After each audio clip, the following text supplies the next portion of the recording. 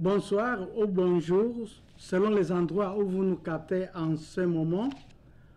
Je vous rappelle que vous êtes branchés sur Tempo Afrique TV qui émet à partir des États-Unis à Minnesota. Et vous êtes spécialement dans l'émission Afrique et Développement, réflexion et discussion des idées.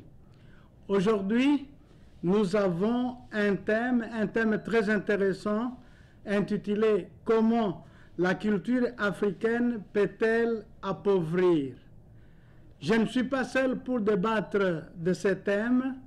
Nous avons des invités et je dis la bienvenue à tous mes invités. Nous avons un panel très enrichi aujourd'hui.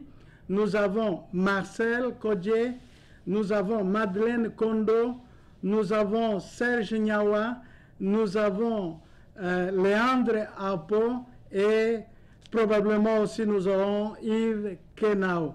Donc je dis la bienvenue à tout le monde et aussi la bienvenue à tous nos auditeurs qui nous suivent en direct à partir de Facebook à travers le monde. Nous vous disons la bienvenue. J'espère que nous allons passer un bon moment de discussion et de réflexion pour voir comment nous pouvons aider l'Afrique à aller de l'avant en tant qu'Africains. Je répète le thème de ce soir encore, c'est comment la culture africaine peut-elle appauvrir? Évidemment, nous savons que l'Afrique est diverse et nous n'avons pas une seule culture. Parce que en Afrique, nous avons beaucoup de tribus, nous avons beaucoup de pays, et plus on diffère dans le pays, dans les tribus, alors nous différons aussi dans la culture. Mais il y a une chose très importante, que cette culture vienne de Gabon, de Togo, je ne sais pas moi, du Congo, d'ailleurs. C'est toujours la culture africaine. Raison pour laquelle nous avons intitulé « Comment la culture africaine peut-elle appauvrir ?» Et sans trop tarder, je voudrais directement aller à mes invités et je voudrais commencer, si possible, par Madame Madeleine. Madame Madeleine, si vous me suivez, qu'est-ce que vous entendez par la culture? Je sais qu'il y a plusieurs définitions de la culture, mais selon vous, comment vous entendez la culture, madame?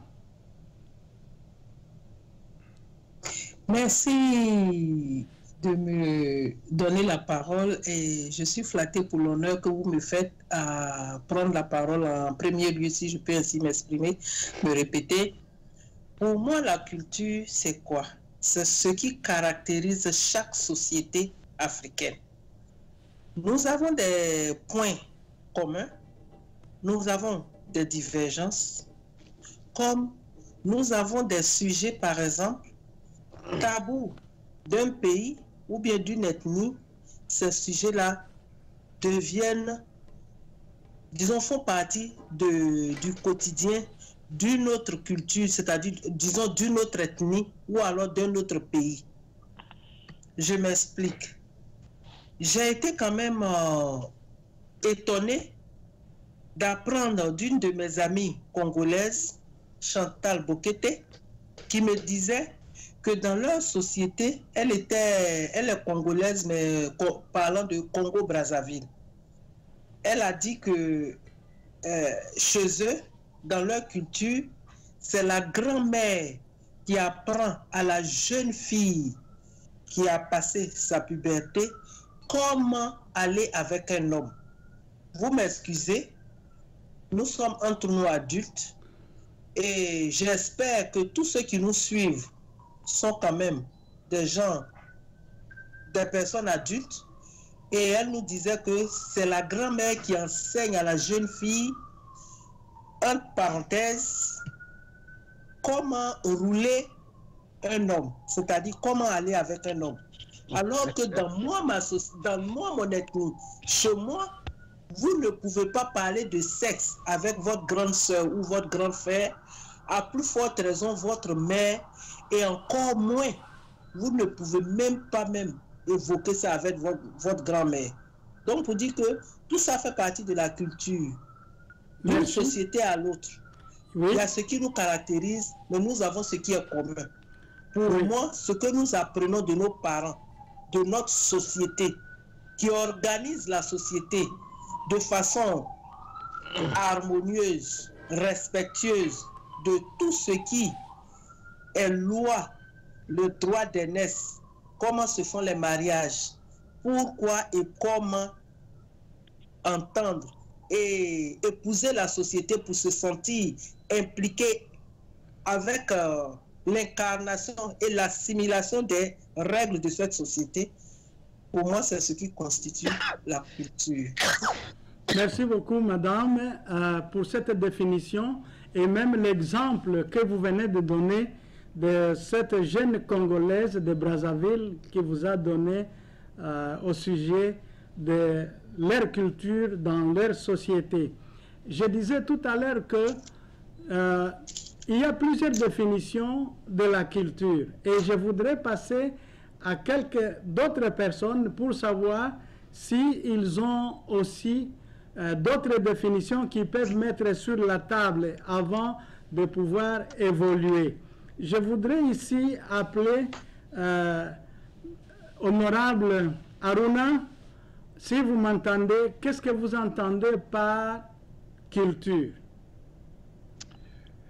Non, mais moi, je pense que... merci d'abord et merci, cher panéliste. C'est-à-dire, nous allons recentrer le débat et voir la culture par rapport au développement, c'est-à-dire l'adéquation que nous allons faire de la culture au développement. Donc, je vais beaucoup plus développer cet aspect. Sinon, il y a trop. C'est une définition vraiment exponentielle en ce qui concerne la culture. Donc, pour moi, la culture, c'est un ajout à la nature. C'est-à-dire, la culture, c'est un ajout à la nature. C'est-à-dire, ce qui est déjà que la nature nous a donné. Donc, on ajoute quelque chose. C'est comme, par exemple, la manière, par exemple, le fait, par exemple, de vouloir aller aux toilettes, c'est un réflexe naturel. Mais la façon d'aller aux toilettes, c'est la culture. Donc, la façon, par exemple, que les Blancs, vont aux toilettes, c'est leur culture. Et cette culture, elle est totalement en dichotomie avec d'autres cultures en Afrique. Est-ce que vous voyez? Donc, c'est ça que je dis. Donc, ce que nous, on prend par exemple pour se nettoyer le corps, hein, pour se laver et tout ça là, ça, la nécessité de se laver relève de la nature. Mais la façon de le faire est totalement différente. Et c'est cette façon que moi j'appelle la culture. C'est très important.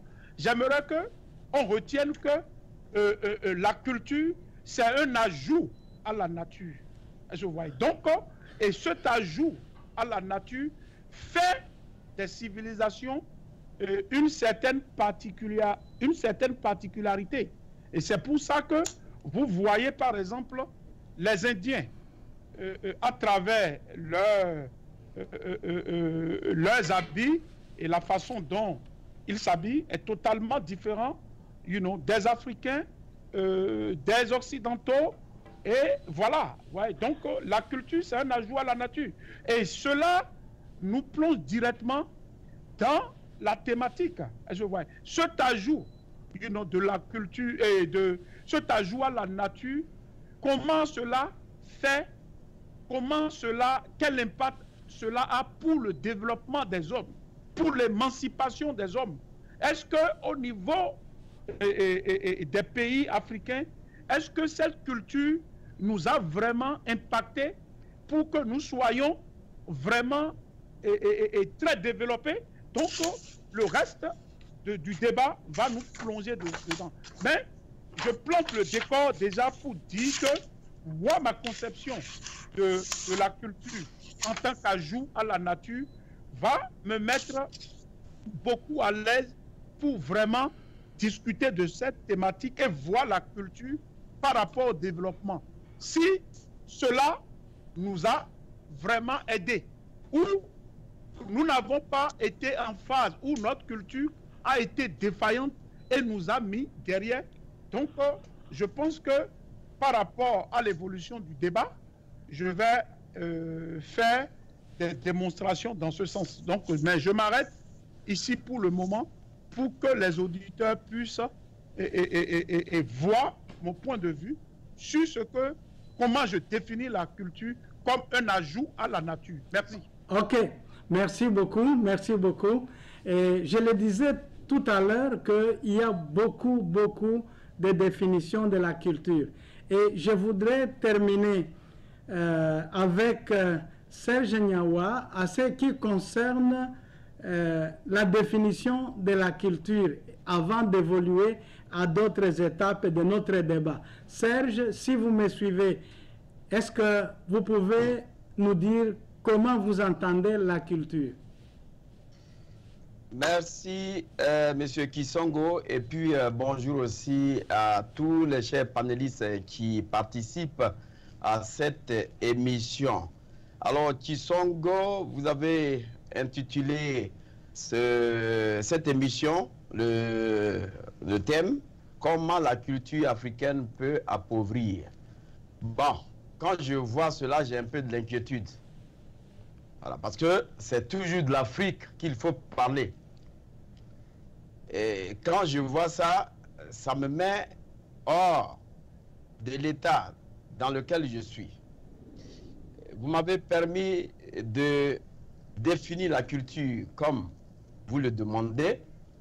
Pour moi, il faut dire que cette culture, c'est un ensemble de normes, de croyances et puis des pratiques qui distinguent un groupe d'un autre. La définition qu'a donnée l'honorable, ça, je suis vraiment d'accord avec cette définition, mais voilà ma définition. Maintenant, Madame Kondo a donné de l'autre côté du Congo-Brazzaville. Comme vous l'avez dit, j'ai donné cette définition, ça se différencie. Vous voyez aujourd'hui, quand vous venez aux États-Unis, on apprend aussi les enfants à regarder les vidéos pour leur montrer comment ils doivent, tu vois, faire la différence entre les sexes. Bon, ici, par exemple, tu peux regarder directement ton père ou bien ta maman dans les yeux. Mais en Afrique, tu ne peux pas regarder tes parents dans les yeux quand ils parlent. Alors que quand tu regardes ici dans les yeux, ça veut dire que tu suis exactement ce que tes parents sont en train de te dire. Mais bon, en Afrique, c'est une grande différence. Mais cela ne nous permet pas aussi de dire que, hein, je ne sais pas, dans votre comment on appelle, introduction, M. Kisongo, je ne sais pas si vous avez dit que la culture africaine est mauvaise. Je ne sais pas si vous avez vraiment dit ça. Et j'attends encore que vous me répétez ça. Donc voilà encore la définition terre à terre que moi je viens de donner, mais pour dire que ce que Mme Kondo a dit, mais écoutez, chacun a ses principes. On dit la grande-mère, c'est elle qui fait tout, c'est elle, mais elle est la grande-mère, donc elle doit initier, c'est une initiation. Il ne faudrait pas qu'on dise que c'est du tabou. Ça dit que ne faudrait pas que ça vous paraisse un peu du tabou. Il faut sortir, comment on appelle, du vieux cliché. Parce qu'aujourd'hui, l'Afrique, dans son développement, veut arriver à tout. Mais la question qu'on peut se poser, y a-t-il un facteur culturel à la pauvreté? Ça, c'est la question qu'il faut se poser. Parce que il faut dire que je ne suis pas là pour que chaque fois on incrimine l'Afrique jusqu'à ce que ceux-là même, je peux intervenir, de nous mettre à terre. Il faut aussi que les destination africaines. Regardez, avant de vous marier, Serge, nous allons marier par exemple. Nous allons continuer. Et le mariage traditionnel, c'est la très bonne culture et c'est le mariage C'est le grand mariage, c'est le mariage type même qui est là.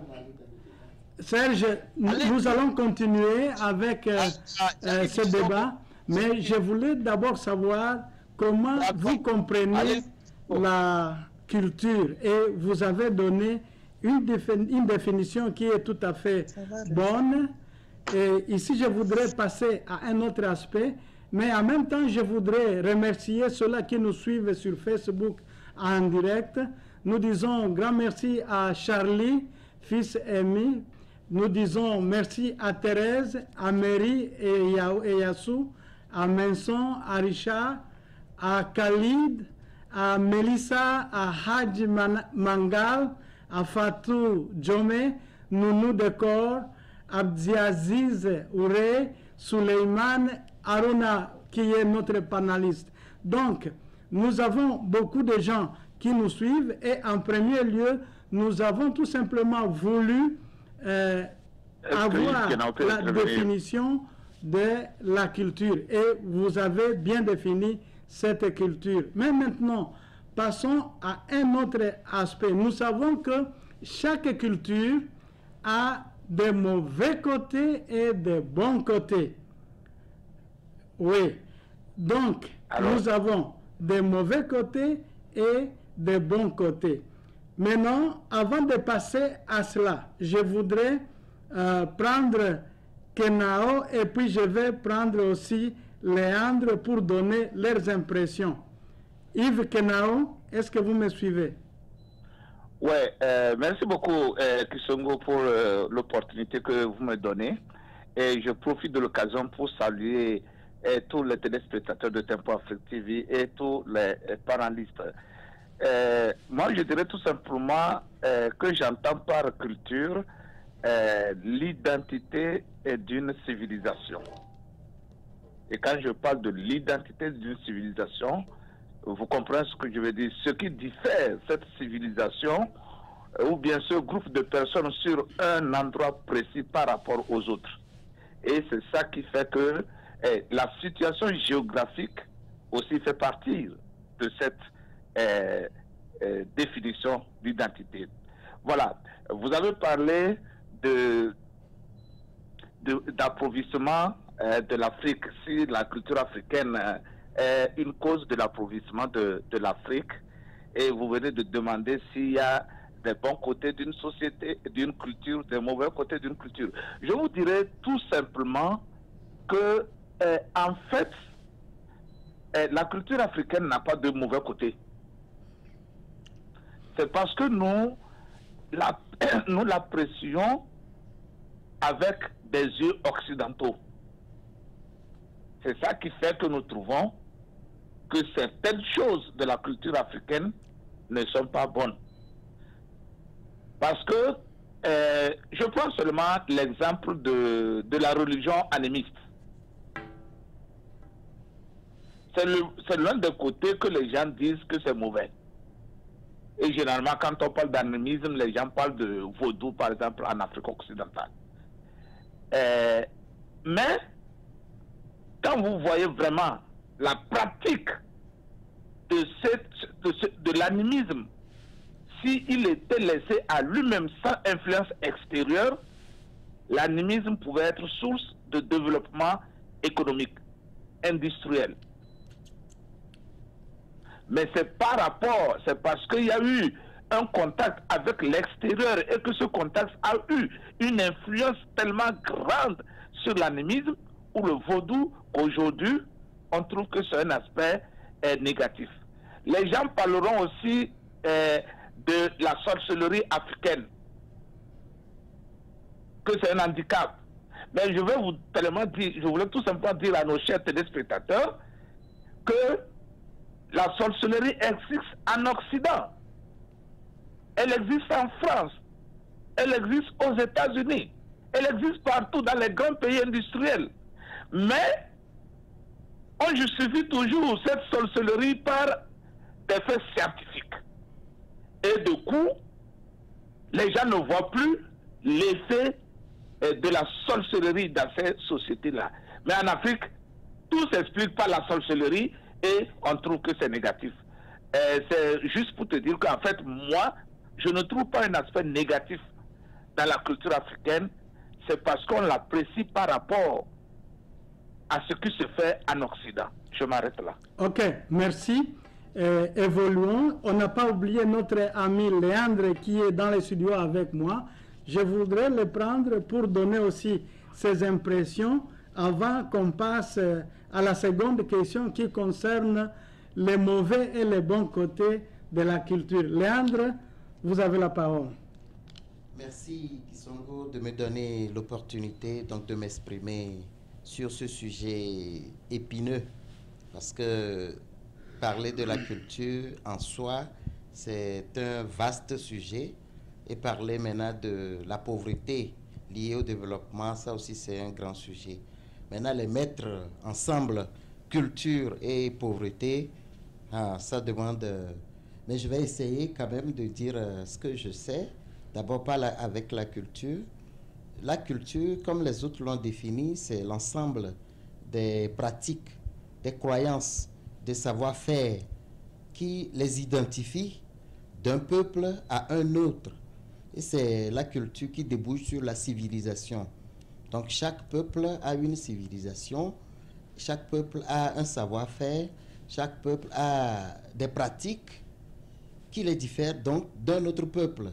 C'est ça qui est la culture de ce peuple-là.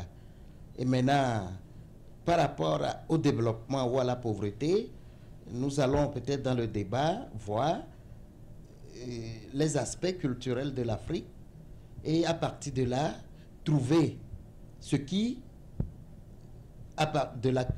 dans la culture nous amène à la pauvreté ou au développement. Et c'est exactement ça ma deuxième question, c'est-à-dire nous sommes des humains, nous avons des points forts comme nous avons des points faibles. Et la culture est faite par des hommes, c'est-à-dire il y a une faiblesse aussi qui peut se manifester dans cette culture. Donc, nous voulons ici identifier avec des cas pratiques. Je vous donne un exemple. En Inde, par exemple, ici ce n'est pas l'Afrique, il y avait une pratique comme quoi, quand un monsieur meurt, il fallait le brûler avec sa femme. Ça, on appelait cela sati, si je me souviens très bien. Donc, il fallait brûler la veuve avec son mari défunt. Ça, ce sont des pratiques qui sont très mauvaises. Et on a combattu cela, c'est terminé pour le moment. Donc, en Afrique aussi, nous pouvons avoir des cas pareils et qui peuvent nous rendre pauvres. C'est là où je vais avec la question. Est-ce que vous savez une culture africaine avec une faiblesse bien déterminée qui peut nous appauvrir? Voilà la question. Et comme vous avez la parole, avant que tu continues, je voudrais dire merci à Manson Richard qui aussi donne sa définition de la culture. Lui, il dit la culture est l'ensemble de la civilisation d'une société, la nourriture, l'habillement, la croyance, l'art, la langue, la vie sociale, etc. C'est aussi une définition, et je l'ai dit au départ que nous avons beaucoup de définitions. Mais ce qu'il faut retenir comme un élément important, c'est que la culture, c'est une identité qui distingue un peuple à un autre. Brièvement, nous pouvons prendre les choses de cette manière-là. Il y a d'autres qui vous diront que la culture, c'est l'ensemble des attitudes, des valeurs, des symboles, des croyances d'un peuple. Ou d'autres vous diront même que c'est la façon tout simplement de vivre d'un peuple. Donc, nous avons beaucoup de définitions. Mais quand même, un élément important, c'est que la culture différencie une société à une autre. Je crois que nous pouvons nous mettre là. Et je reviens à Léandre. Est-ce que vous connaissez une culture en Afrique qui peut nous rendre pauvres si vous considérez les côtés mauvais de la culture? C'est difficile de dire ou bien de chercher les pratiques culturelles qui nous rendent pauvres. Je pourrais tout simplement dire qu'il y a des pratiques culturelles qui ne sont pas, comment je vais le dire, voilà, qui sont à éviter. Par exemple, l'exemple que vous avez donné de l'Inde, il y a aussi des exemples comme ça, pareil en Afrique, ou même au Togo précisément, quand le roi meurt ou le chef meurt, on l'enterre vivant avec un de ses, pas ses notables, mais un de ses, comment je vais dire, voilà, quelqu'un de la cour. Vous voyez, on l'enterre vivant. Vous voyez, donc, vous imaginez enterrer un homme vivant avec un chef. Vous voyez que c'est une pratique qui, pour moi, n'a pas de sens. Peut-être qu'il y a une explication à cela. Mais qu'est-ce que ça rapporte? Si, par exemple, je le relie avec la définition la pauvreté, alors je pourrais dire que cette personne qui va être enterrée a peut-être une famille, des enfants à nourrir. Maintenant qu'on va l'enterrer, si le sort tombe sur lui, c'est lui qu'on va enterrer. Et n'oubliez pas qu'à l'époque, l'Afrique, jusqu'à ce jour même, c'est des familles nombreuses. Donc si le papa, ce monsieur, a 5, 6, 7, 8 enfants, et ils doivent mourir pour le roi, au nom de la culture de leur milieu, ces enfants seront laissés à qui? Vous voyez, donc ces enfants seront abandonnés à eux-mêmes.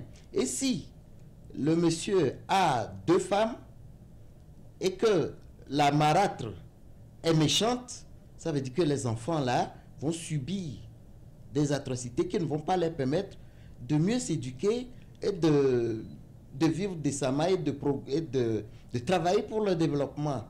Donc la disparition du papa sera une source d'appauvrissement donc de ces enfants. Merci. Merci. Je voudrais prendre ici Yves qui disait que lui, il ne voit pas un aspect négatif dans la culture africaine.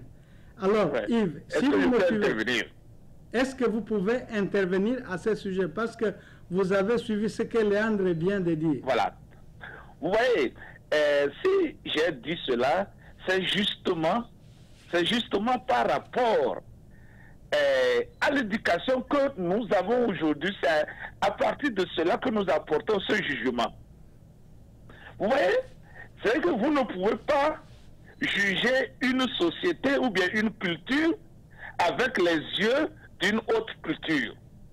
Parce que nous qui parlons aujourd'hui, nous avons tout appris de la culture européenne, de la culture occidentale.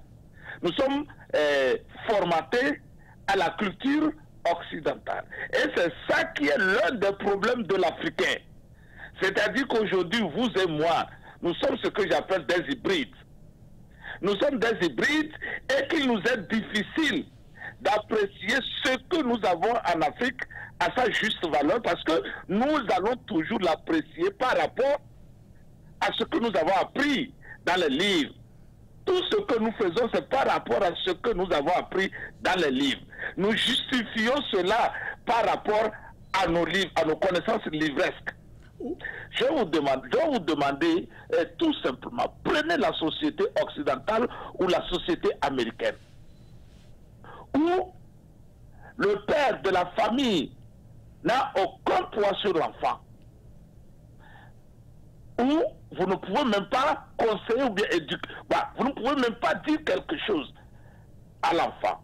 Prenez que l'enfant qui voit un aîné, un vieux, aucun respect. Ça, c'est un petit exemple que j'ai pris, un exemple banal.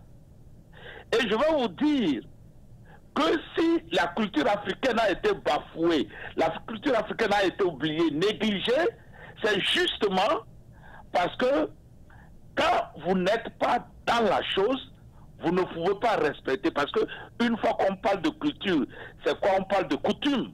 On parle de coutume. Et là, quand vous êtes dans la coutume, vous êtes obligé d'accepter. C'est comme une croyance. Vous ne posez pas de questions. Vous acceptez et vous respectez. Maintenant que nous avons extrapolé cela, chaque fois, au lieu d'accepter et de faire, nous posons des questions. Nous interrogeons le bien fondé de ce qu'on fait dans notre coutume ou dans notre culture. Et c'est ça qui fait qu'on trouve que c'est mauvais. Je vais donner toujours l'exemple de vaudou. Vous voyez que si on prend vraiment le vaudou, et si on l'avait cultivé, si on l'avait travaillé, on l'avait laissé tel qu'il est, le vaudou devrait permettre aux Africains de se développer. Parce que je le connais bien. Vous prenez l'animisme, puisque selon moi, le développement part toujours à partir de la religion. Et c'est ça qui a fait qu'aujourd'hui, dans les pays indiens, si l'Inde est là où l'Inde est, ce n'est pas pour rien, c'est parce que l'Inde est toujours attachée à sa religion. Si les Asiatiques, la Chine, elle est là où elle est, c'est parce que les Chinois, en majorité, s'attachent à leur religion, à leur culture. Et si l'Afrique a échoué, justement, c'est parce que l'Africain a bafoué sa culture. Et l'Africain ne trouve que le côté, tout ce qui est de la culture africaine, si ce n'est pas l'habillement, même l'habillement, même l'Africain commence par trouver que ce n'est pas bon. Hein? Donc nous avons toujours un regard négatif.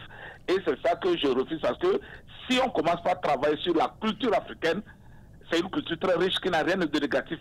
C'est d'ailleurs à partir de cette culture que les autres cultures se sont développées. Ok, merci. Merci Yves, nous vous avons très bien suivi.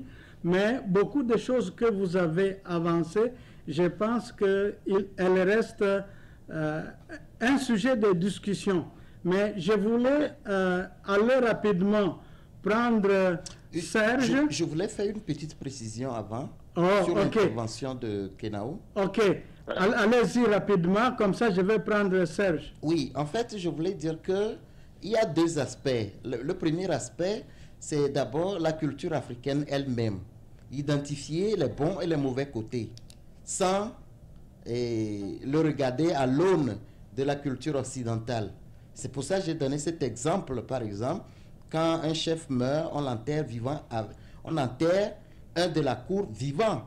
Et ça, ce n'est pas une bonne pratique. Donc ce n'est pas. C'est pas rapport à la culture occidentale. Non. C'est-à-dire qu'à un moment donné, par exemple, il y a l'excision. À un moment donné, l'excision des femmes, oui, pas la circoncision. Qui a dit que c'est mauvais? Qui a dit que c'est mauvais, Yves Kenao? Bon, merci Léandre, vous avez donné cette précision, mais je voudrais prendre d'autres personnes. Yves Kenao, nous vous avons suivi, mais ici, je voudrais aussi apporter une précision en disant que il est vrai que nous jugeons notre culture à partir d'autres cultures. Elles peuvent être, par exemple, les cultures occidentales ou d'ailleurs, mais en même temps aussi, nous essayons de voir le problème en tant qu'humain. Est-ce que brûler une personne vivante ou enterrer une personne vivante, est-ce que cela vraiment est humain? C'est à ce point-là que nous sommes en train de juger les mauvais et les bons côtés. Mais nous connaissons aussi que certains éléments de nos cultures, si ils pouvaient être laissés évoluer, peut-être ça pouvait nous donner des résultats de développement. Ça, on n'en discute pas. Peut-être ça aurait, mais ça reste aussi à vérifier parce que même aujourd'hui, certains de ces éléments sont là. Je disais que je voulais prendre rapidement Serge. Serge, si vous me suivez, quelle est votre impression dans tout ce qui s'est dit ici? Serge? Africaine, comme vous l'avez dit, mes amis viennent de donner quelques exemples. En prenant aujourd'hui l'exemple de M. Apom, je me demande si ces pratiques encore existent, parce que nous sommes d'une génération de maintenant. Si ces pratiques-là continuent d'exister, en ce moment, je dirais que c'est le mauvais côté. Ce n'est pas seulement chez lui. Il y a encore d'autres pays comme la Côte d'Ivoire où il y a aussi des gens, quand le roi meurt, il faut l'enterrer par exemple avec 8 personnes qui sont aussi vivants. Mais la question que je me pose, est-ce que cela existe toujours? Si cela continue d'exister, je dirais que c'est mauvais, c'est inhumain et ce sont des pratiques hein, sur lesquels nous devions aller contre. Parce qu'on ne peut pas prendre quelqu'un qui vit et puis pour quand même une culture, on va examiner sa vie en même temps. Bon, il y a aussi un autre côté. Il y a un ami même qui me parlait. Bon, il dit c'est le côté, comment on appelle ça, musulman. Quand l'enfant va à l'école, on le retire de l'école et puis on lui dit, tu vas essayer d'apprendre seulement. Ça dit que tu apprends seulement ce que c'est que les chiffres et puis on le prend et on le met directement peut-être dans un apprenti baga ou bien il fait l'école coranique ou bien on ouvre un magasin et puis il suit en même temps ce magasin. Bon, là, ça dépend. La réussite peut sortir de là, mais l'enfant n'aurait pas quand même appris beaucoup de choses. Je sais que M. Kenao l'a dit tout à l'heure en parlant de mettre une porte, mais je ne vais pas arriver totalement là-bas. Quand on vient de chez nous, et puis on nous dit de prendre la culture occidentale. Mais je ne vais pas encore arriver de ce côté. Alors, Kisongo, voilà encore le problème. Au moment où nos cultures dont on est en train de parler, si vous ne faites pas cas de votre culture, parce que d'abord, même si vous allez apprendre le français, votre culture, là, vous n'allez pas l'oublier. Votre culture, dans un premier temps, ça vous permet encore de combiner cette intelligence. Donc, on ne peut pas totalement la blâmer. Mais pour ces pratiques qui sont adjointes à la culture, je dirais que c'est mauvais, Kisongo. Ok. Et déjà aussi, en parlant de l'excision, tout. Quand je prends le cas de l'excision, ça c'est aussi une autre culture. Ça se fait en Côte d'Ivoire, ça se fait au Burkina Faso, ça se fait chez les musulmans. Mais j'ai dit que faire l'ablation de ce petit matériel-là, qui est un matériel qui est beaucoup important, j'ai dit que ça devient mauvais. Il y a des gens qui sont venus aux États-Unis ici aujourd'hui et ils sont partis de notre pays pour dire que on veut me faire l'excision. Je suis parti de chez moi pour venir ici.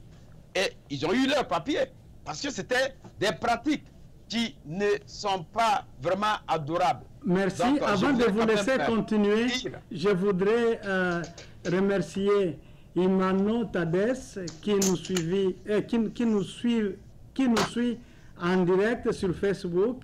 Et il y a aussi Rico Atay qui participe et notre ami et camarade, quelqu'un de la maison, Moussa Diawara, qui participe aussi avec nous.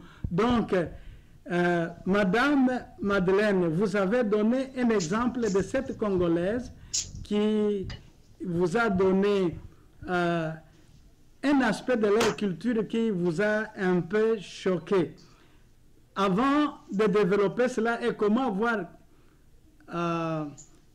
le côté négatif de cet aspect, je voudrais rapidement prendre Aruna et puis revenir à toi, toujours en rapport des éléments qui nous appauvrissent, les éléments de notre culture qui nous appauvrissent. Aruna, si vous avez des exemples, vous pouvez donner un exemple, développer, et puis je vais revenir à madame. Non, mais il fallait laisser la parole à madame. Vous avez déjà planté le décor pour qu'elle puisse répondre. Ok, donc je pense je vais que ça revenir, sera beaucoup plus galant. Je vais vous passer alors la parole après. Madame, le mauvais côté de la culture, comment ça nous appauvrit? Et vous avez donné un exemple. Est-ce que vous pouvez relier cela à l'appauvrissement de l'Afrique? Oui, parce que je vais par exemple parler de l'appauvrissement dans ce domaine-là. Si nous nous situons dans le contexte socio-culturel, par exemple, un homme qui a d'abord fait ses expériences sexuelles avant de se marier et qui tombe sur une femme qui est à sa première expérience, dans ces conditions-là, on va parler de pauvreté, mais pas en monnaie sonnante, mais sur le plan socio-culturel. parce que vous êtes d'accord avec moi quand, pendant vos séances débat sexuel, chacun ne tire pas le meilleur de ces pratiques-là. Le plaisir. Il y a un camp, oui, il y a un camp qui est un peu déçu. Il sort appauvri de cette expérience. Par contre, ce que je vais ajouter encore concernant l'appauvrissement, nous avons des pratiques, il faudra que nous le reconnaissions. Par rapport à l'évolution même de nos sociétés africaines, par rapport à l'évolution du monde, et comme M. Kenao l'a dit, le melting pot, c'est-à-dire il y a un brassage de culture, il y a un brassage de population, il y a un brassage de civilisation qui fait que il y a des pratiques devant lesquelles on reste froid, ou alors on est un peu énervé, ou alors on prend du plaisir à partager ces pratiques-là avec d'autres personnes chez qui ça n'existe pas. Prenons par exemple le cas de la dot. Ce sont des pratiques qui appauvrissent. Je dirais parce que dans certaines ethnies, par exemple en Côte d'Ivoire, chez mes grands-parents maternels, non, chez mes grands-parents paternels, du côté de mon père, chez sa mère, qui est gourou, la dot est fixée en fonction du niveau intellectuel de la femme, de son teint et de ce qu'elle fait. Vous dites qu'une femme qui est de teint clair, sa dot est beaucoup plus élevée que celle qui a un teint foncé. Monsieur Maquet, il y a encore Maquet Sall, plutôt. Madeleine, tu es sérieuse? Malik, plutôt. Malik est en train de rire déjà.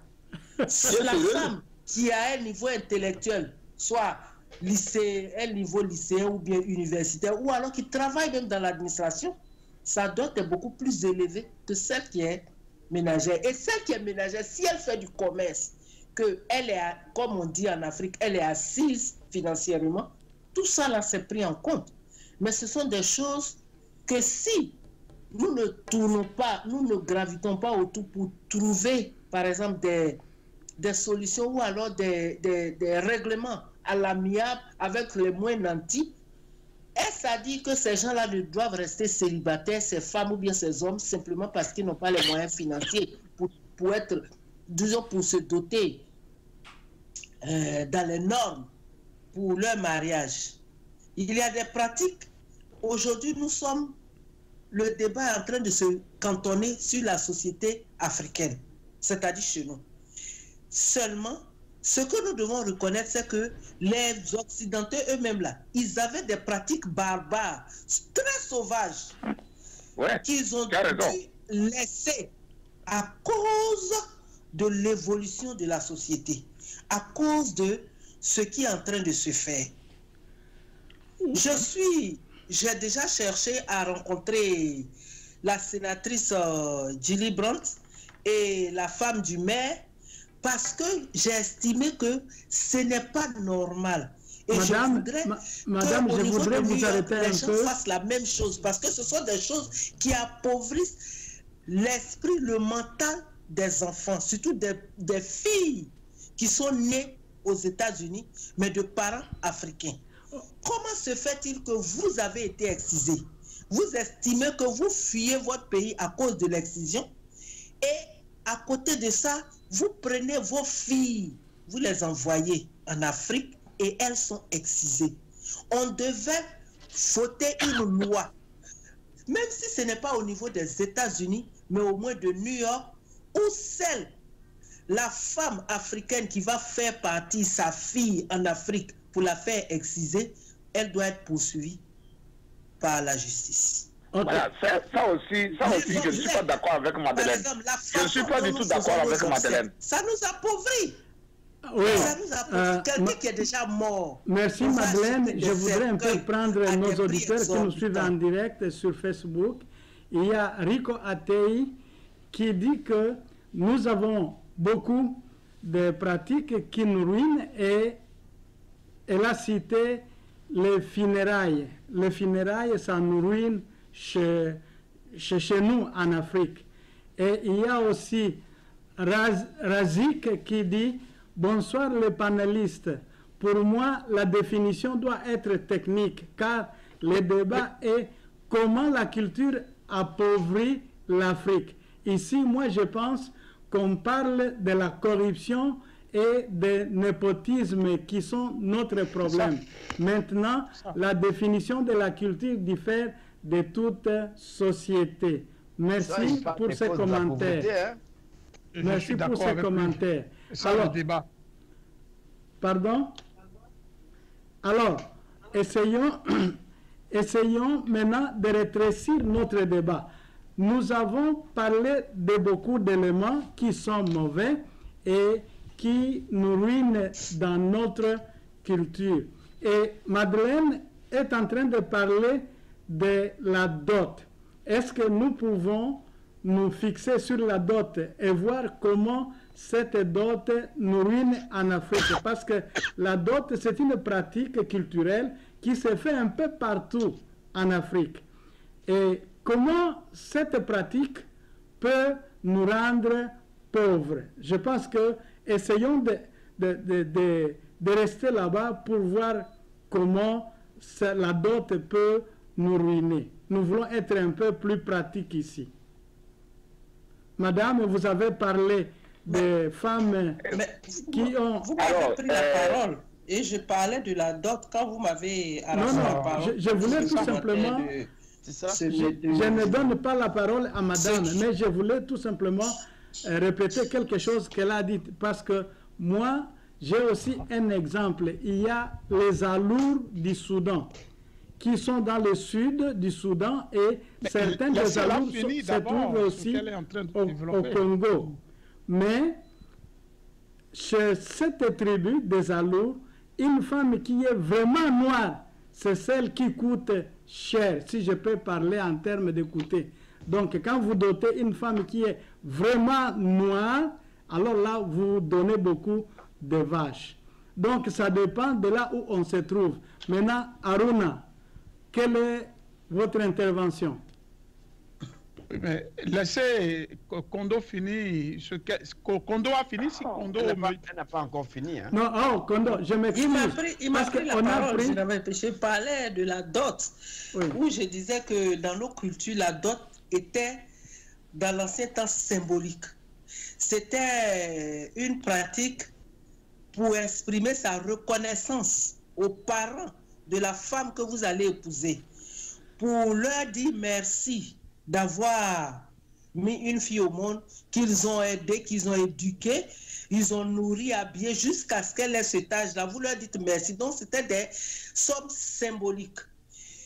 Seulement, aujourd'hui, la dot est devenue une source d'enrichissement, surtout pour les filles qui sont restées, ou alors qui vivent en ce moment en Afrique, et qui sont, qui sont convoités, ou alors que les immigrés, c'est-à-dire les hommes qui vivent en Occident, aux États-Unis et un peu partout, ont décidé de porter leurs yeux sur, c'est-à-dire des femmes qui veulent épouser. On les suce pour dire que on leur demande des sommes exorbitantes. Comment dans un mariage pour la dot, le griot seul a droit à 200 000 francs CFA. Le griot, lui seul, il a droit à 200 000 francs. Sans compter ce qu'on va donner à la mère, au père de la fiancée, à tout le monde, et les gens même, simplement parce que le monsieur est à l'étranger, on décide, il y a la famille qui a son uniforme, il y a la belle famille qui a son uniforme, il y a tout ça, ce sont des pratiques qui nous appauvrissent. Si les Blancs ont trouvé un moyen pour arranger ces genres de pratiques-là, les rendre moins coûteux, même si la dot n'existe pas chez le Blanc, mais ils ont d'autres affaires qu'ils ont cherché à réduire. Mais pourquoi nous, en Afrique, avec nos maigres moyens, nous continuons, et jusqu'au jour d'aujourd'hui, Il y a des sociétés, même en Afrique occidentale, où il faut donner de l'or, sans compter l'argent, sans compter pendant une semaine. Il y a des mariages qui se font, surtout les musulmans là, pendant une semaine. On nourrit des gens qui sont là, on les habille. Pourquoi? Oh my goodness. Ce sont des choses, c'est erroné. Cet argent-là aurait pu permettre à ce monsieur qui vit en Occident de s'organiser pour son retour en Afrique un jour et ne pas aller vivre dans la maison de son père avec ses petits frères et sœurs, ou alors aller prendre une chambre à l'hôtel quand il est de passage là-bas et c'est coûteux. Où est-ce qu'on va? Ok. Aruna, vous avez suivi ce que madame a dit. Est-ce que vous avez un commentaire à propos de la dot qui ruine les Africains? Non, merci beaucoup. J'ai voulu prendre la parole en dernière position pour qu'on puisse vraiment cadrer le débat. Donc, comme je l'ai dit en entame, je remets la thèse de la définition pour essayer de faire mon analyse. C'est-à-dire, ma définition de la culture que je définis comme un ajout à la nature va me permettre et va permettre les auditeurs vraiment de comprendre mon analyse autour de la culture. Comment faire cette adéquation entre la culture et le développement? Donc, je voudrais d'entrée dire quoi? Je voudrais d'entrée dire que c'est relatif et le jugement de la culture par rapport à chaque pays et par rapport à chaque communauté. Et s'il y a raté, les ratés sont partout, même ici aux États-Unis, en France, partout. Vraiment, la culture, elle est ce qu'elle est et il y a beaucoup de choses que nous, on voit, on dit, mais ce n'est pas possible. Ils sont fous, ces blancs-là. Et ces blancs-là disent, mais ils sont fous, ces Africains. Donc, ça, c'est ça la diversité de la culture. Et c'est pour ça que c'est pratiquement une sorte de dialectique. Donc, c'est très important. Donc, si je prends par exemple, je veux illustrer et cela par rapport au développement. Vous voyez par exemple le sushi japonais, mais ça se mange avec le bâton. Mais c'est la présentation de cette culture-là qui a emporté, qui fascine les Américains, les Européens, l'Occident. Mais voyez par exemple nous, en tant qu'Africains, on peut toujours être fier de manger avec la main. Mais quand on mange avec la main, dans un environnement qui ne s'y prête pas, et tout de suite, on commence par laper la main. Mais on n'aura jamais un développement. C'est tout. Non, mais s'il vous plaît. Donc, on n'aura jamais un développement. C'est pourquoi je dis que la culture, c'est un ajout à la nature. La nature est déjà là. Mais comment est-ce qu'on va ajouter pour impacter les autres nations? Donc, le souci aujourd'hui, c'est une réalité dans le monde.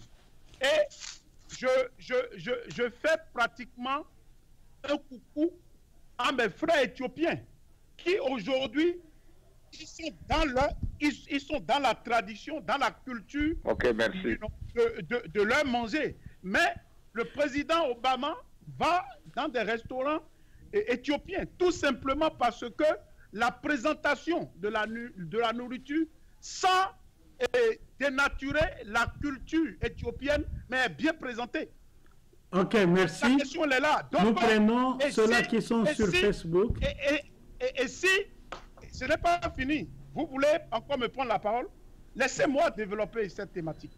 Donc, ce que je suis en train de dire, vous prenez par exemple un restaurant africain et il faut manger du poisson. Et vous savez que ici aux États-Unis, on ne peut pas manger la tête du poisson. On ne peut pas le manger devant les gens.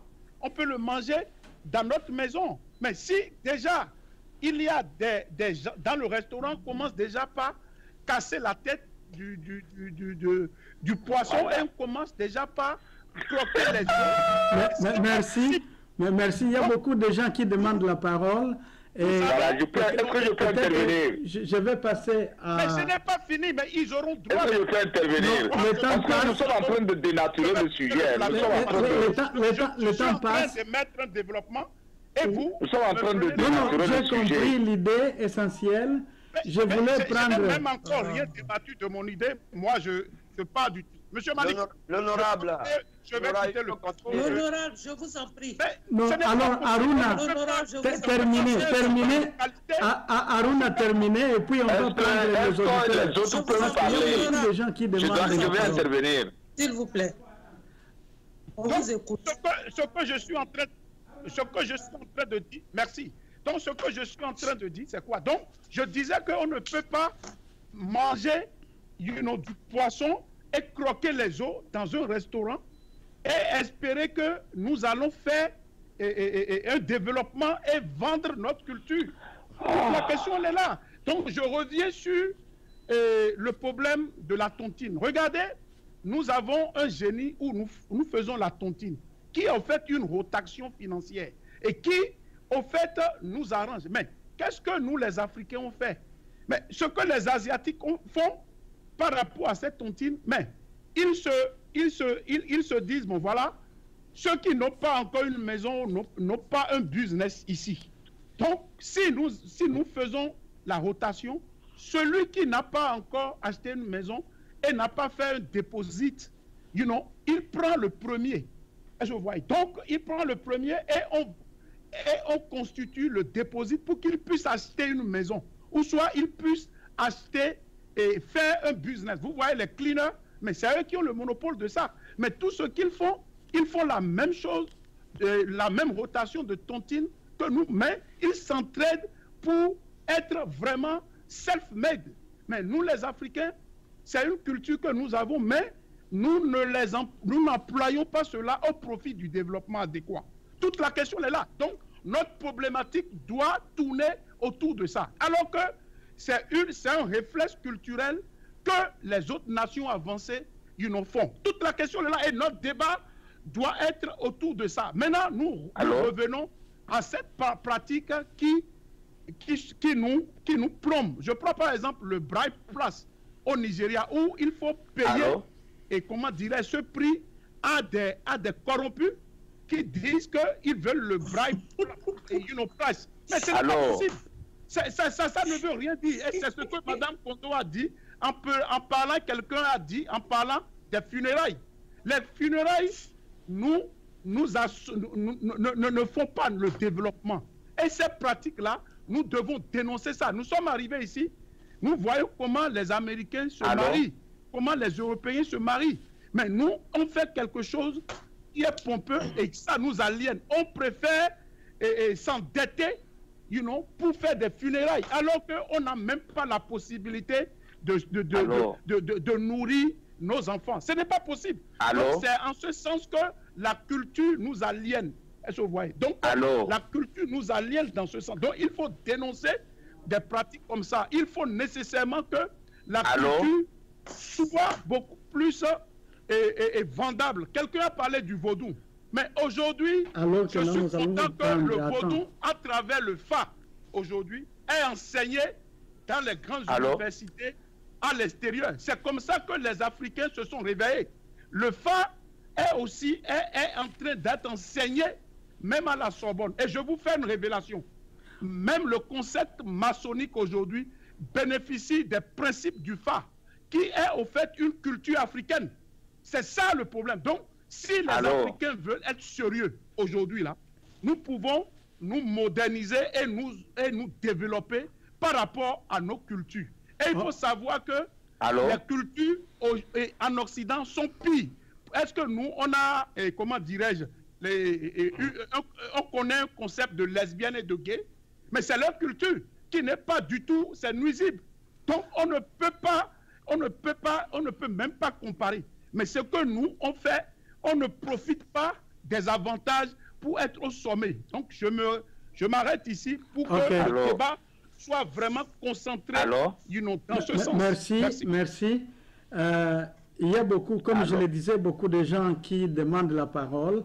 Ici, je voudrais d'abord prendre les gens qui nous suivent en direct sur Facebook.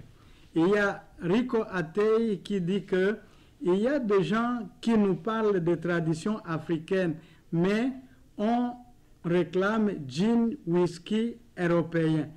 Donc, elle ne comprend pas. Monsieur Manson Richard dit que la dot dans certaines familles africaines est une escroquerie. Et Razik Alas dit une correction pour monsieur Nyawa. L'excision n'est pas une pratique musulmane, mais je peux comprendre l'amalgame. Il y a Rico encore qui disait que j'avais une copine qui est d'Afrique centrale qui m'a dit que sans dot exorbitante, la femme ne peut pas avoir d'enfants. Donc, ce sont là les commentaires qui nous viennent de nos auditeurs qui nous suivent en direct sur Facebook. Mais maintenant, je veux reprendre mes panélistes. Et ici, je veux faire une chose différente, c'est-à-dire, je voudrais ouvrir le débat. Je vais vous laisser la parole, mais seulement ne monopolisez pas cette parole. Parlez l'un après l'autre et laissez le temps aux autres. Donc, le débat est ouvert. Yves Kenao, vous êtes en ligne, nous vous suivons. Parlez, mais il ne faut pas monopoliser la parole, il faut laisser la parole. Quand vous terminez, quelqu'un d'autre qui se sent touché par cette parole, il peut directement intervenir sans que je lui passe la parole. Voilà, nous allons nous discipliner dans ce sens-là. Yves Kenao, vous avez la parole. Voilà, maintenant nous sommes dans le vif du sujet. Quand j'ai écouté les uns les autres, je voudrais qu'on ressente vraiment le sujet. Nous avons touché des points. Mais qu'est-ce qui fait que la culture africaine constitue un handicap au développement? Je vais vous dire une chose cette nuit. Quand j'ai écouté les gens parler, c'est parce que les gens, nous Africains, surtout nous Africains d'aujourd'hui, nous ne sommes pas fiers de nous-mêmes. Il a parlé j'ai entendu M. on a parlé des Japonais. Quand vous prenez par exemple la manière dont les Chinois mangent avec les baguettes, je vous dis que si c'était l'Africain qui mangeait avec les baguettes, ça devrait toujours rester là-bas. Parce que l'Africain n'aime pas faire la promotion de lui-même. C'est ce que je disais tantôt. Nous avons tellement pris de l'Occident que chaque chose qu'on voit de l'Afrique, on le voit avec les yeux de l'Occident. Mais les Chinois, les Asiatiques s'en fichent de ça. C'est ce que je fais chez moi. M. Aruna parlait de manger avec la mer, que ça fait honte. Je voudrais dire tout simplement, si vous présentez la pâte à Koumé de Lomé, si vous présentez Foufou du Bénin, du Togo, de Côte d'Ivoire, comment voudrez-vous manger avec des fourchettes, des cuillères, le foufou? C'est avec la main. Donc quand vous avez votre interlocuteur, quand vous avez votre ami étranger, dites-lui que la culture de chez vous, cette nourriture-là, le foufou là, c'est avec la main qu'on mange. Oui, mais c'est ce que je prône. Si vous avez... C'est ça que je veux. C'est ça que je prône. Je n'ai pas dit si vous avez le foufou avec la cuillère. Je dis qu'il faut être fier et manger ça avec la main. Oui.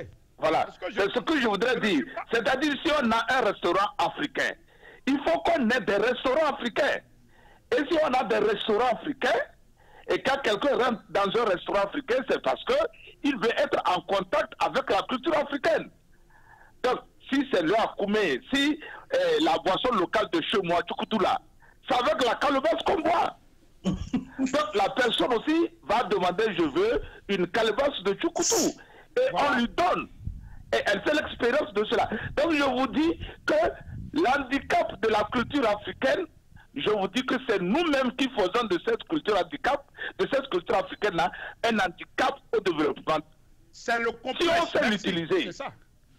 Madame Kondo, allez-y. Voilà. Si on sait l'utiliser, même avec cette histoire de... Oh, comme ça. Allez, Voilà, madame. Je rejoins M.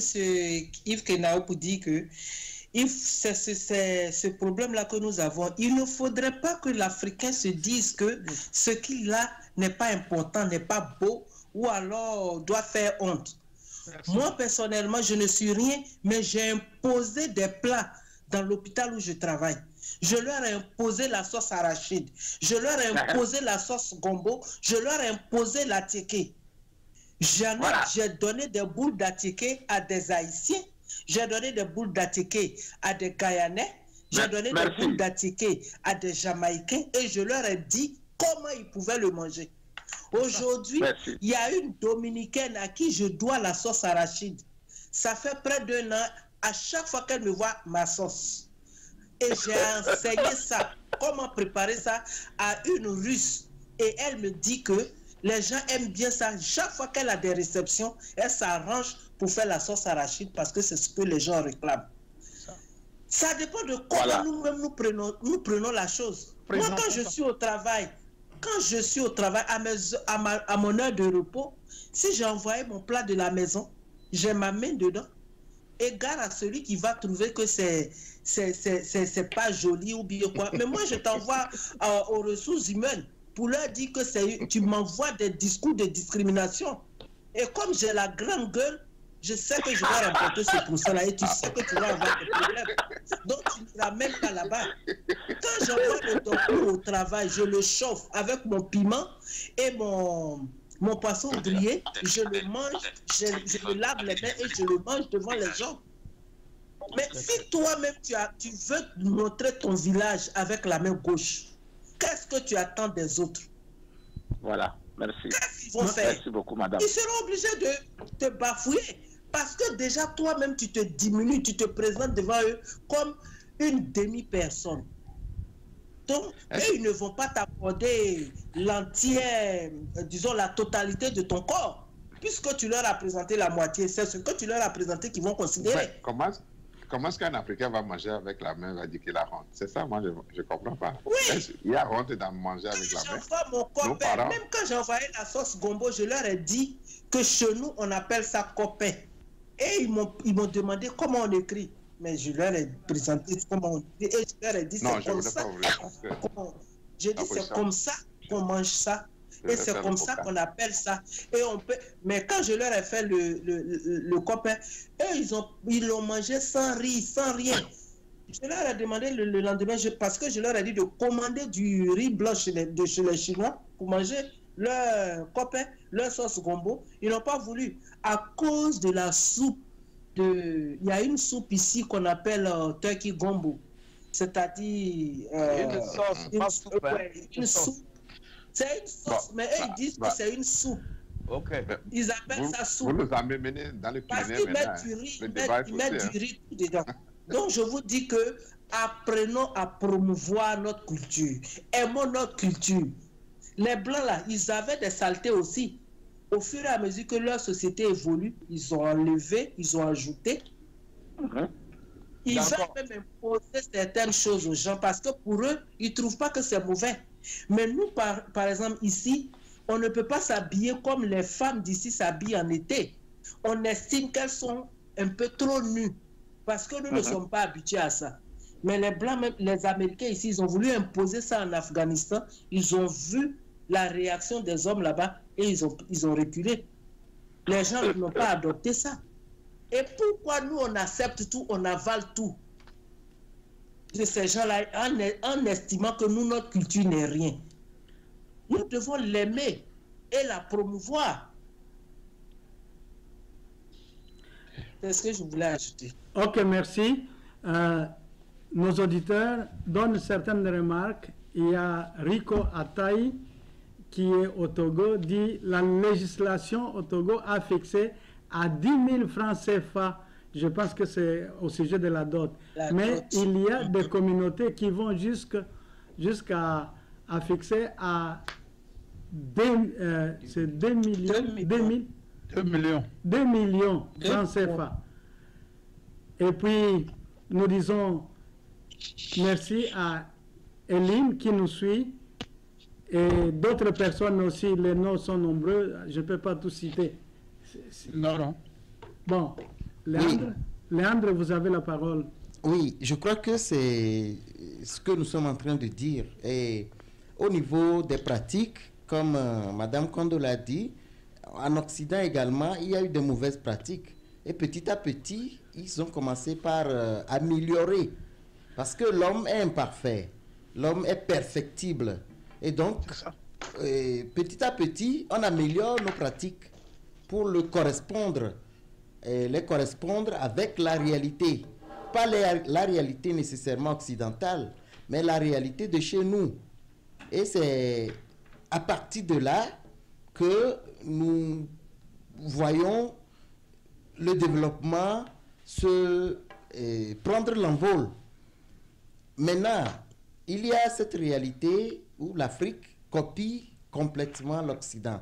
L'Afrique a été occidentalisée et moi je parlerai plutôt du problème de la dépravation des mœurs et également de la déperdition culturelle. La dépravation des mœurs, c'est vraiment déplorable en Afrique, qu'on voit des gens qui se mettent presque à nu et on dit que c'est la mode, alors que ce n'est pas de la culture africaine. La culture africaine, c'est la tenue correcte et propre. Mais aujourd'hui, des hommes comme des femmes s'habillent à l'occidental. Et l'homme et la femme qui ne s'habillent pas comme ça est traité de tous les noms. Vous voyez, donc, il y a cet aspect-là qui nous appauvrit, dans le sens où nous prenons nos pagnes qui sont moins chers, nous allons acheter des chaussures à 200 000 francs, parce que c'est des chaussures occidentalisées.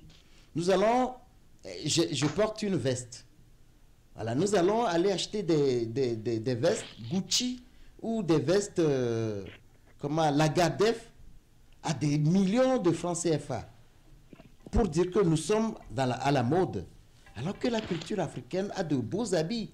Aujourd'hui, il y a des habilleurs qui sont en train de faire la promotion de l'habillement africain, joli et moins cher.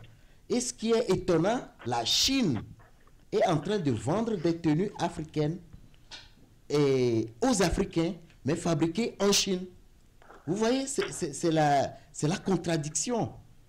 Et l'autre aspect, en parlant de la déperdition culturelle, c'est que nous voulons ressembler à l'homme de l'Occident, au Caucasien.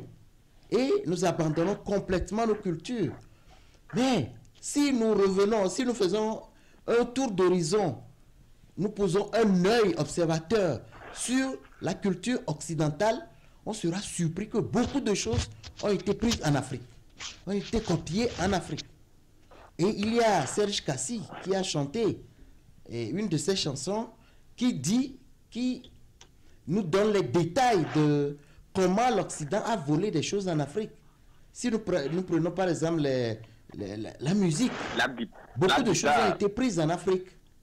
Donc c'est un peu dommage de voir cette dépravation ou cette déperdition culturelle arriver à ce niveau-là, où l'homme noir se néglige complètement au profit de la culture blanche. Et ce n'est pas seulement l'individu, mais c'est aussi le système éducatif imposé par nos gouvernants. Parce que si nous prenons le système éducatif, les livres que nous étudions, ce sont des livres de l'Occident. Les films qu'on nous passe, ce sont des films de l'Occident. Et beaucoup de choses. Nous voyons par exemple nos chefs d'État, pour légitimer leurs actions, doivent se recourir à la France ou à l'Occident. Et si l'Occident dit c'est bon, alors c'est bon pour l'Africain. Vous voyez, donc c'est ça qui est dommage. Et je crois que cette émission a le mérite d'être rediffusée à plusieurs reprises pour que la conscientisation de l'Africain puisse renaître et que le retour aux valeurs africaines puisse prendre place, parce que un homme sans culture, c'est un homme perdu.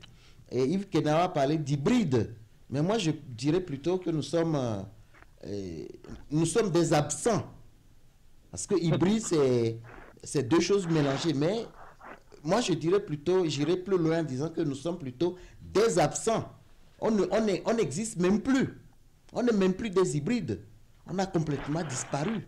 C'est le blanc qui fait tout à notre place. C'est le blanc qui nous dit comment nous allons manger. C'est le blanc qui nous dit comment nous allons danser. C'est le blanc qui nous dit comment nous allons nous habiller. C'est le blanc qui nous dit comment nous allons réfléchir.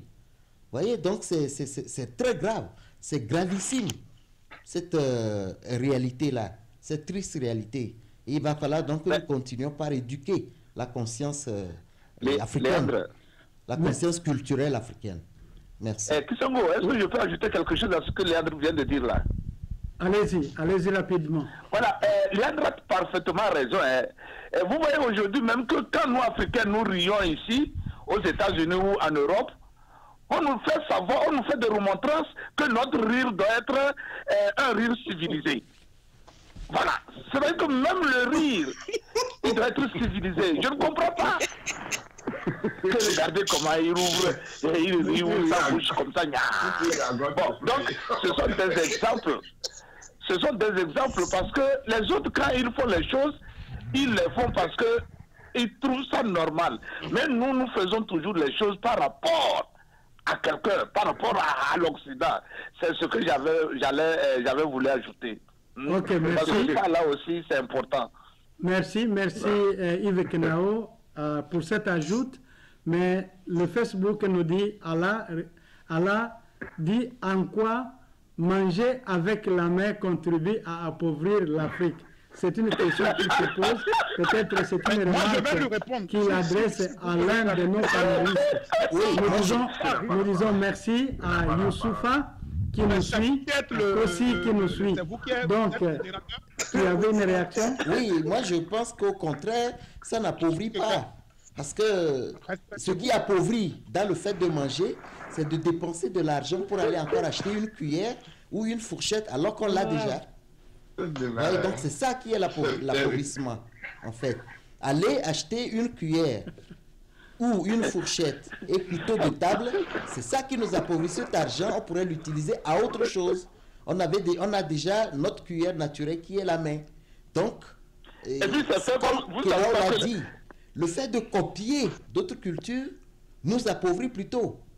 La culture africaine est la culture riche par excellence. Mais c'est la dépravation et la déperdition culturelle qui fait que l'Africain est plutôt appauvri. Est-ce que vous ne voyez pas que la fourchette aussi est faite à l'image de la main, des doigts? Vous ne voyez pas?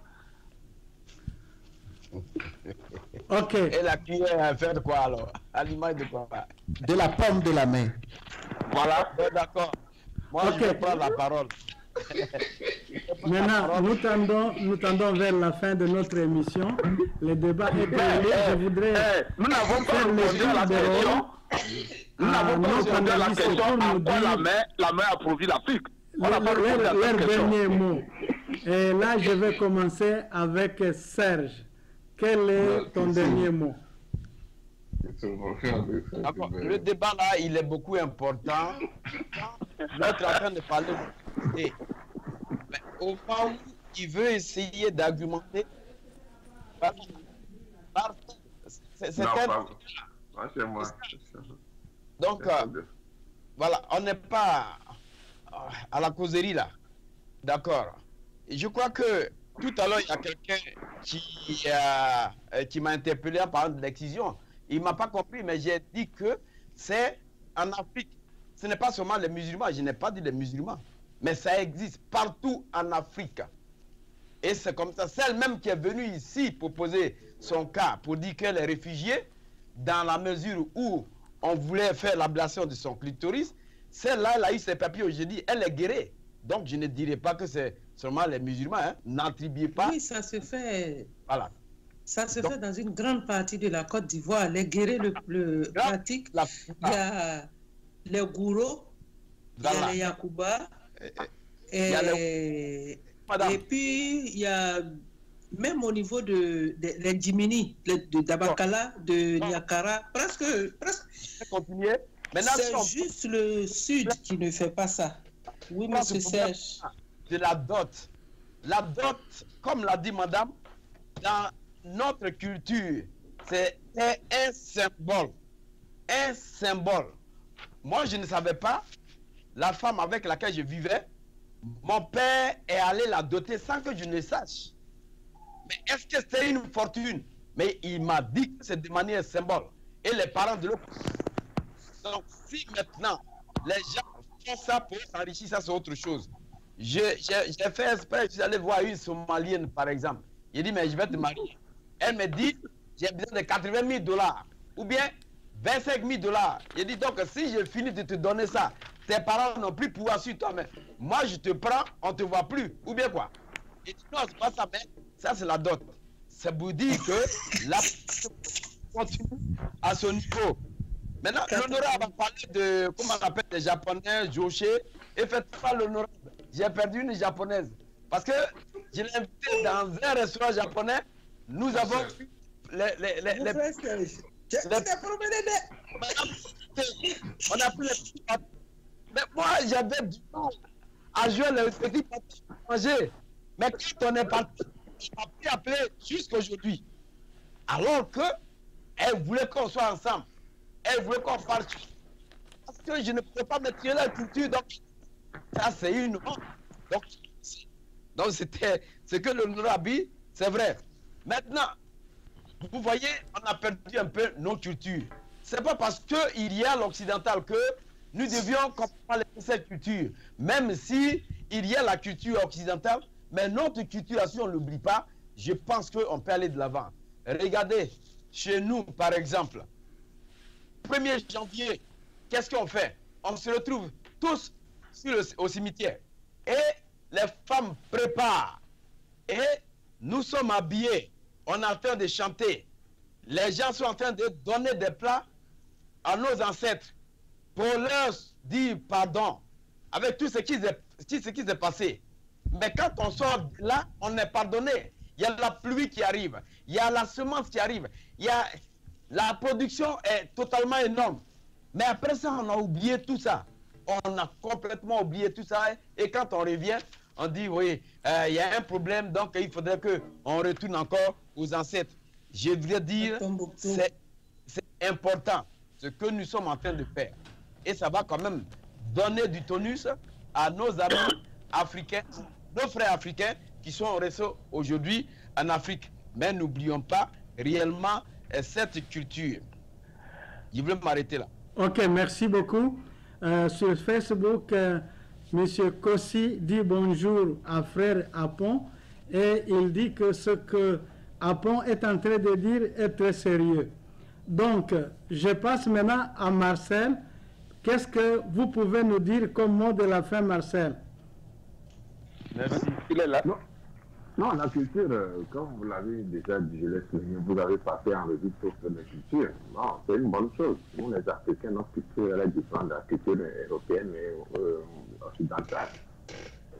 C'est comme on disait le temps de mon retour à l'authenticité. Oui, il y a des bonnes choses parce que nos parents s'habillaient avec le pagne. Et puis c'était beau à voir quand tu vois la tradition, les chefs qui s'habillent en pagne avec les chapeaux. C'est très joli à voir, mais aujourd'hui les gens disent, bon, c'est la mode, tout le monde veut être en veste. Même des chefs, on les voit maintenant, les chefs qui sont en veste. Voilà que c'est pas notre culture. Bien sûr que la veste et la cravate, c'est un Africain qui l'a fait. Mais c'est pour les Occidentaux. Moi, on parle de mariage aussi, la dot, Vandam en a parlé. C'est une bonne chose. Moi, j'ai apprécié. Aller faire la dot, demander la main à une femme, c'est notre tradition. Et vous allez porter les balles, les fiançailles, quand on fait après 2 mois, 3 mois, c'est fini la rupture. Parce que quand vous allez faire les dots comme ça, c'est une bénédiction. Ce que les gens ne comprennent pas, c'est une bénédiction. Quand vous allez chez vos parents recevoir la bénédiction, bon, comme les gens le font aujourd'hui comme un truc commercial, c'est ce qui n'est pas bon. Bon, bref, je m'arrête là pour laisser les autres pour conclure. Donc, Monsieur Kisoko, avant de partir, hein, pardon, ce que j'ai oublié là, il y a ce qu'on appelle la culture nigériane. vous voyez, à chaque période de l'année, les Nigériens ici aux États-Unis, je crois que c'est en août, ils essaient de faire leur culture à travers Igbo Festival. Igbo Festival, où ils montrent exactement comment les jeunes garçons sont initiés. Et c'est quand vous voyez ça, ils viennent avec du sang.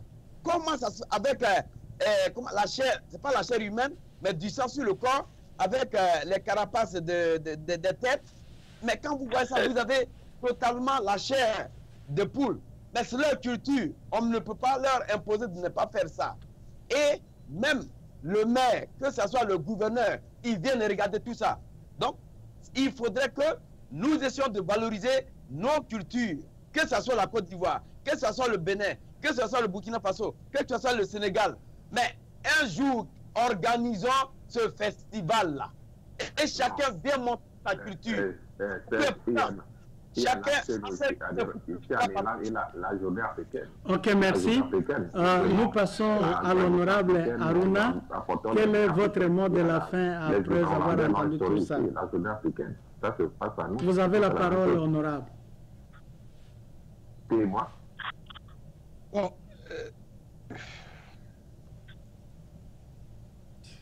en tout cas, il faut que Tempo Afrique se penche à ce projet-là. Hein? Valorisation de nos cultures, où on invite tout le monde. J'ai demandé à Honorable de dire un mot de la fin. Monsieur Kitoko dit quoi? Je demande à la fin, il dit quoi? Il parle moi. On dirait que l'honorable veut parler. Non, non, non, allez-y. C'est qu'on ne sait pas ce que le modérateur dit. Non, non.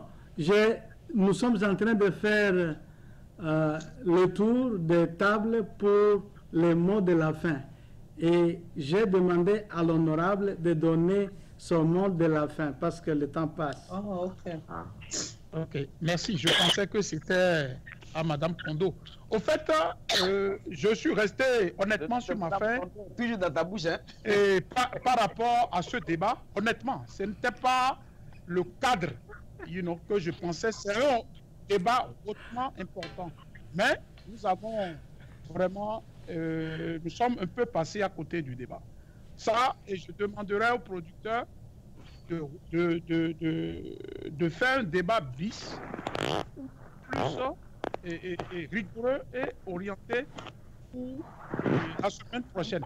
Ceci dit, je pense que ce que nous n'avons pas vraiment mis en exergue dans ce débat, parce que c'est quand même un débat important, c'est quoi? C'est au fait le côté marketing, le côté valorisation dont Serge Kondo et certains ont parlé ici, que nous devons beaucoup plus attaquer. Parce que toute culture, si elle ne se valorise pas, elle ne s'exporte pas, c'est pratiquement négatif pour le développement. C'est toute la question, elle est là. Et quand on parle de Zoussi aujourd'hui, et quand quelqu'un a dit que mais comment manger avec la main, peut faire développer et l'Afrique, et je voulais vraiment lui répondre, ça c'est des questions importantes. Mais pourquoi aujourd'hui le Japon s'est illustré en mangeant pas avec les bâtons? Ou pourquoi? Toute la question est là. Donc si on mange avec la main et on présente cela bien, donc c'est ça le marketing. Et c'est comme ça et que les autres cultures vont rechercher et vont venir par curiosité et voir comment, quand on prend le gombo avec la main, comment c'est succulent. Toute la question elle est là. Et quand nous disons que c'est la présentation, mais aujourd'hui, nos frères éthiopiens le méritent par rapport à leur plat. Mais ils mangent toujours dans l'argile. Mais ils présentent cela bien que tous les Américains vont là-bas. Donc nous pouvons faire ça. Donc c'est cet aspect qu'il faut voir. Il y a quelqu'un qui a parlé des hippos qui présentent leur culture avec le sang, tout ça là. Mais ce n'est pas un problème. L'essentiel est de valoriser ça et de vendre cela. Toute la question, elle est là. Donc, ce que nous sommes en train de dire, c'est qu'il faudrait que les Africains soient conscients et soient fiers de ce qu'ils ont. Et maintenant, la façon dont ils valorisent ça, on n'a qu'à le faire par rapport à l'environnement où nous sommes. On ne peut pas aller dans un restaurant aujourd'hui et être en train de casser l'os du mouton, n'importe comment. C'est toute la question. Mais on peut avoir la viande et couper ça plat, comme les Américains le font, et mettre ça sur le riz. Toute la question est là. Donc, c'est pourquoi je dis qu'il faut se conformer aux habitudes de l'environnement là où on est. Toute la question est là et ça va nous permettre d'exporter notre culture et de nous mettre aux dimensions du développement. Donc, c'est extrêmement important. Et j'aimerais laisser les auditeurs ici pour savoir, pour bien réfléchir pour la prochaine fois, que la culture, j'insiste, quelqu'un a parlé d'une définition technique, je suis d'accord avec cette personne, j'insiste pour dire que la culture, c'est un ajout à la nature. Et quand tu fais cet ajout bien et tu essaies de contrôler cela dans l'environnement que tu es, tu deviens roi. C'est pour ça aujourd'hui que le Tchèp-Djen sénégalais, est bien connu des Européens. C'est pourquoi aujourd'hui que le Tchakpalo, ivoirien, doit être connu. Et comment dirais-je, tous les plats devaient être connus au même titre que les sushis. Est-ce que vous voyez? Donc je m'arrête ici et je demande aux producteurs que on n'a qu'à reprendre ce débat et mieux formuler cela pour la prochaine fois, parce que il va de l'intérêt, de l'Afrique. Merci beaucoup. Merci, honorable Aruna. Le sujet dont nous sommes en train de débattre, ou celui que nous avons débattu, est très important. Kossi nous dit qu'un pays sans culture est un pays mort. Nous disons merci pour la participation de Ahmed Touré, Folie Teko et Kelvin Morgan qui nous suivaient en direct sur Facebook. Et nous allons maintenant à Yves Kenao. Quel est votre mot de la fin, Yves, si vous êtes là? Voilà, tout ce que je peux dire, c'est que l'Africain doit être fier de lui-même, l'Africain doit être fier de sa culture et la valoriser. Nul ne viendra valoriser la culture africaine à la place de l'Africain. Nous avons l'impératif devoir de montrer notre identité culturelle, de nous montrer, de dire que nous sommes fiers d'être qui nous sommes. Et partout, besoin sera de le manifester. À qui veut nous entendre, parce que si vous voyez bien, si aujourd'hui les communautés les plus minimes, les plus petites font valoriser leur culture. Voilà. Et quand nous parlons de choses, si aujourd'hui le djinn, si les Américains n'avaient pas valorisé le djinn ne serait rien. Hein? Si nous ne valorisons pas nos cultures, sans vous mentir, nous allons toujours dire que nos cultures sont un handicap à un développement, alors qu'en réalité, tout le développement est parti de la culture africaine. Je m'arrête là. Merci. Nous passons à Madame Madeleine. Un mot de la fin, s'il vous plaît. Merci beaucoup. Tout ce que j'ai à dire, je rejoins tout le monde, tous ceux qui ont eu à intervenir avant moi comme après moi à chaque fois, pour dire que je reviens et je voudrais que nous-mêmes soyons fiers de ce que nous faisons, d'où nous venons, comment nous avons grandi, et à partir des principes des sociétés dans lesquelles nous évoluons, nous pouvons soit l'adapter à ce que nous vivons, ou alors essayer de l'insérer dans le processus même de développement de ces sociétés ou alors de ces pays d'accueil. Parce que si nous voulons couper totalement notre cordon du continent, de la mère patrie, on va se retrouver un peu perdu. Parce que n'importe comment, quel que soit le temps qu'on aura passé ici, il va arriver à un moment de notre vie où l'Afrique va nous manquer. Quel que soit le bonheur ou alors la tranquillité que nous avons ici, Mettons-nous à la place, par exemple, d'un père ou bien d'une mère qui a un enfant turbulent. Et à un moment donné, l'enfant s'en va en vacances chez un parent. Peut-être les 2 premiers jours, vous ne sentez pas. Mais à la longue, vous vous rendez compte qu'il y a ce vide-là qui est créé, que vous voulez récupérer. Et vous vous étonnez que l'enfant n'est pas là. Pour dire que on doit toujours, quand bien même qu'on avance avec la tête dans le développement, on doit maintenir nos pieds qui vont constituer nos racines dans la société qui nous a vu naître, dans le pays qui nous a vu naître, de façon à ce que nous soyons des ambassadeurs, nous aussi à notre tour, pour promouvoir ce qu'on a appris de positif dans les pays qui nous ont accueillis, auprès de tous ceux qui sont restés dans nos pays d'origine, qui nous voient comme des modèles de réussite, qui nous voient comme des exemples. Merci à tous. Merci, madame. Terminons le tour de table avec Léandre. Votre mot de la fin, s'il vous plaît. Merci. C'est un grand débat, c'est un grand sujet. Et je remercie donc les panélistes. Je remercie également l'animateur et le producteur. Je remercie Tempo Afrique donc de donner l'occasion aux panélistes de parler des sujets, et un des sujets les plus importants qui concerne l'Afrique.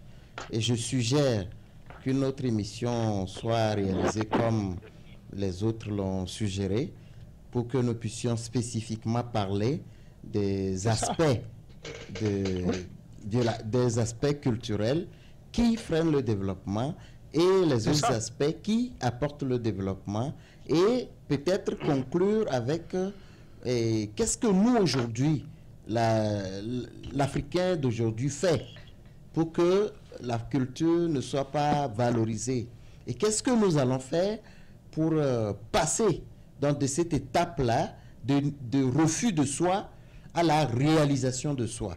Merci. Merci, merci Léandre. Je rappelle à nos auditeurs que vous étiez branchés sur Tempo Afrique TV dans l'émission Afrique et Développement. Et la discussion d'aujourd'hui s'était basée sur le thème « Comment la culture africaine peut-elle appauvrir ?» Je crois que un souhait a été émis parce que le sujet est très important. Comment notre culture peut être aussi importée et comment nous pouvons nous débarrasser des pratiques culturelles qui peuvent nous appauvrir. Et j'espère, dans les temps à venir, nous aurons à reprendre cette émission avec peut-être d'autres éléments très précis pour pouvoir bien cadrer les débats. Donc, c'est avec ces mots que nous voulons clôturer cette émission en disant grand merci à tous les panélistes et aussi à Malik Saleh qui était à la régie d'antenne pour faciliter la mise en onde de cette émission. Et en dernière minute, il y a un auditeur sur Facebook, son nom n'est pas là, mais il vient de dire tout simplement que merci pour le bon boulot, toutes mes salutations depuis Texas, Dallas. Quelqu'un nous suivait depuis Texas, Dallas, et il dit merci pour le bon boulot. Donc, ce sont des fleurs qui sont jetées aux panélistes. Ah, son nom, il le dit, Jésus est Seigneur. Donc, c'est une confession, des fois qu'il a pris comme le nom. Il dit, Jésus est Seigneur, merci pour le bon boulot. Toutes mes salutations depuis Texas, Dallas. Donc, je pense que prochainement, nous allons aussi revenir sur d'autres aspects de la culture africaine et comment savoir, comment pouvons-nous promouvoir notre culture, comment nous pouvons exporter notre culture et nous débarrasser des pratiques qui peuvent nous rendre pauvres. Donc, c'est avec cette note que je voudrais mettre fin à cette émission de ce soir, tout en souhaitant bonsoir ou bonjour ou bon après-midi à tout le monde selon les endroits où vous nous captez. Merci beaucoup et au revoir.